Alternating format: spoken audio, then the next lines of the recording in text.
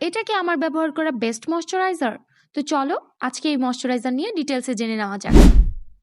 হ্যাঁ, আজকে আমি জুমিসো স্নেল মিউসিন ক্রিম নিয়ে আমার এক্সপেরিয়েন্স তোমাদের সাথে শেয়ার করব। এবং অনেকেই তোমরা কনফিউজড থাকো কোজারেক্স নিবো নাকি জুমিসো।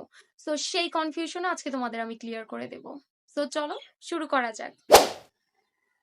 তো প্রথমেই কথা বলা যাক জুমিসো স্নেল মিউসিন ক্রিমের ইনগ্রেডিয়েন্ট নিয়ে। এর মেইন ইনগ্রেডিয়েন্ট লিস্টে আছে snail secretion filter, panthenol, niacinamide, copper peptide সহ অ্যালান্টোয়ানের মতন আরো অনেক সুদিং ইনগ্রেডিয়েন্ট এবং ময়শ্চারাইজিং ইনগ্রেডিয়েন্ট। এখন আসা যাক জুমিসো স্নেল ক্রিমের টেক্সচার নিয়ে। এটার টেক্সচার কোজারেক্স এর চাইতে একটু কম স্লাইমি, যেমনটা তোমরা দেখতে পাচ্ছ একটু কম স্লাইমি, কোজারেক্সটা একটু বেশি স্লাইমি। কিন্তু এটা স্কিনে দেওয়ার পরে স্কিনটা খুবই সুন্দর হাইড্রেট হয়ে যায়, সফট ফিল হয় এবং কোনো চিপচিপা ফিল হয় না, যেটা আমার কাছে সবচেয়ে বেশি ভালো লেগেছে।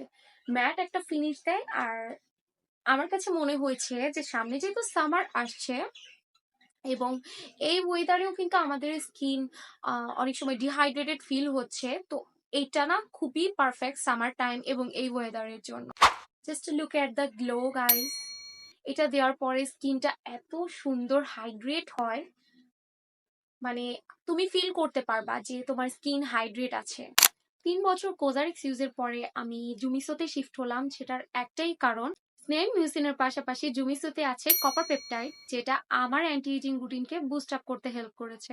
এখন আপনি যদি বেসিক একটা স্নেল ময়শ্চারাইজার চান তাহলে আপনি কোজারেক্স নেবেন, কিন্তু যদি আপনি ময়শ্চারাইজার থেকে একটা অ্যান্টি এজিং বেনিফিট পেতে চান তাহলে আপনি জুমিসো ট্রাই করতে পারেন। তো এখন ডিসিশন আপনার, আপনি কি জুমিসো নেবেন নাকি কোজারেক্স।